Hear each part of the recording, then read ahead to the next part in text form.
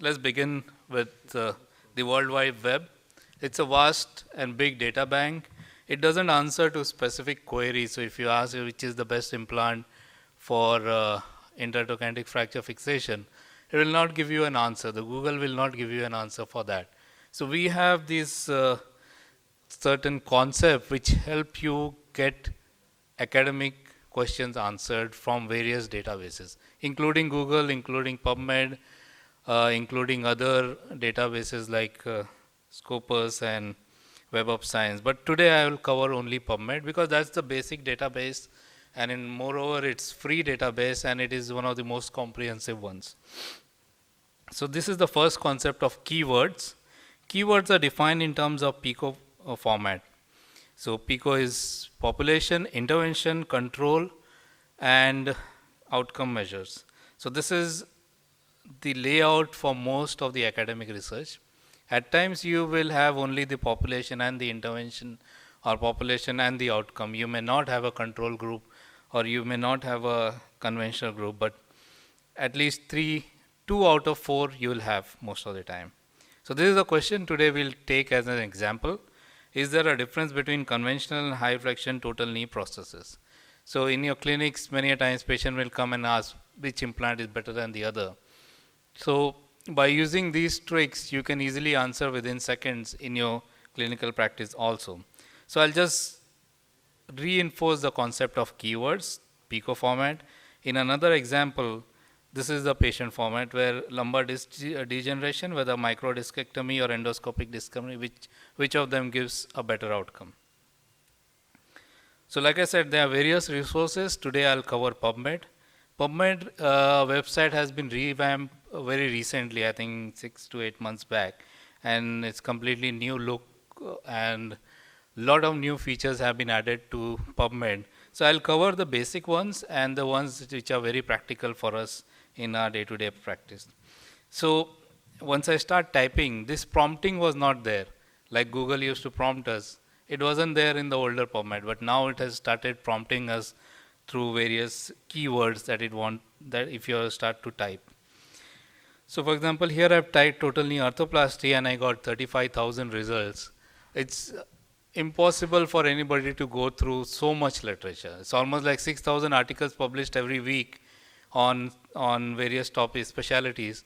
It is impossible for us to go through all of them and specifically to find the relevant ones to answer our question or our research interest is very difficult. So again, a lot of these are not on the subject. For example, this is on some different subject, only TKR is used as a sample. So how to make it more specific on PubMed? This is the concept of fields. These are in square bracket after the keyword, okay? What they do is they tell PubMed where the keyword is present. Okay, let's take an example. So here I have taken total knee arthroplasty again. In bracket I have written title. It means PubMed will search this keyword only in title of all the articles, okay? So it gives me 13,000 results. So it reduced by 1/3. If I use title and a TIAB, that means title and abstract, it will search the word in title as well as abstract, so number of results increase. So that's how you upscale and downscale the results. For a rare disease, you will get very less results. That's why you have to upscale it. But we use multiple keywords. For example, PICO format gives us at least 2 or 3 keywords. So how to tackle with them? PubMed has this feature called Boolean operator. Even Google has it, even Cochrane has it. But first one to have it was PubMed. What Boolean operators do is they define the relationship between different keywords, whether they exist together in the title, whether they are exclusive of each other, so something like that. So I'll take and give you by example. So here I am using OR as the operator. So this is my search query in PubMed. Total knee arthroplasty or functional outcome. It will give me results containing the first article, the second article, as well as both the articles. So that's why it gives me 45,000 results. But if you see the search query here, OR is the operator here. But if I use AND, it will give me article containing both the keywords only. So it reduces the number of results to 541. So from 13,000, it comes down to 541. It's still much more. So is field enough? So a lot of authors use multiple words for the same concept in their titles or in their abstracts. It depends on geography, it depends on their training. So if I use this TKR as my keyword, I'll miss out on all the other keywords that are being used by other authors. So how to tackle this problem? We have this concept of mesh terms. So mesh is medical subject headings, which is done by PubMed manually. These are the mesh terms just below the abstracts of the article. If you click on it, you'll find the mesh terms for the entire article. So important point of mesh is, so this is the mesh home page, but the most important point of mesh is that it can be used as a field.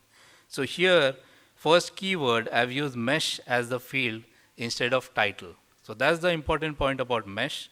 Once you use mesh as the field, you get 10 results. So this is how your query is complete in your clinical, say in your OPD, and you get most important results.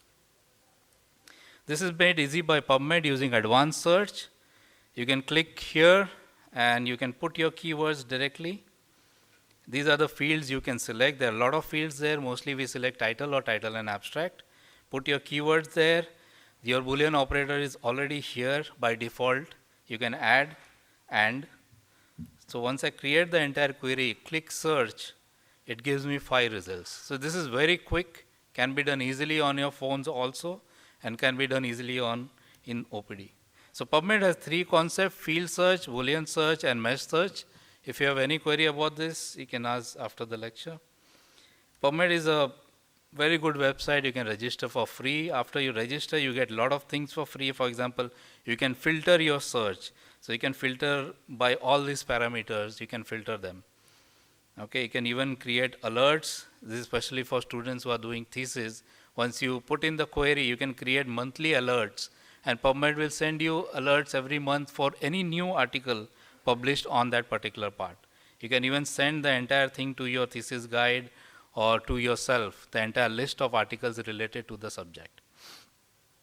Okay, you can create your own collections on PubMed. So it's very important for people who are doing long-term research. Okay, so you need a proper research question, PICO in PubMed. Second is if there is a general question. I've taken a non-orthopedic one here, role of statins in cardiovascular disease. If you put it in search, statin cardiovascular disease, I just get 88 results. So something is wrong here when you get 0 results or less results. So what you need to do is most of the time find the mesh. Okay, scroll down the page, you'll find an older article, click on it, go below the article, you'll find the mesh terms for statin. So this is the mesh term for statin. Okay, once you use that as a mesh term, you start getting 17,000 results. So many a times this happens, you'll get less results on PubMed. It is because of this issues with PubMed. And then you can specify it, add more keywords and operators and make it specific.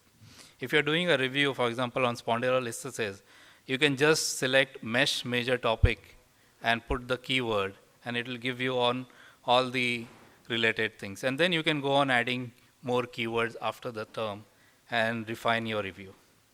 Citation matching is, you can just type, if you remember just the author and the year, you can find which article they are published. So it is very easily, this is a new feature on PubMed, citation matching. So for example, I typed here Ashish Gulia 2019 on sarcoma, and I can find his article just like that. It's very similar to Google search. So I take an example, say 65-year-old woman comes to you in your OPD with dorsal comminution. So how to answer this question using literature? So I put distal radius, dorsal comminution and elderly, and I get no results. This happens many a times when you're starting to use PubMed. So what you do is reduce a keyword, make it 2 only. So distal radius, dorsal comminution, I get 5 articles, and the third article, I get my answer which says that treat conservatively. So that's how you use literature in clinical practice easily. Searching PubMed, you need to have structured approach, practice, and constant learning. Thank you very much. If you have any questions, we can take.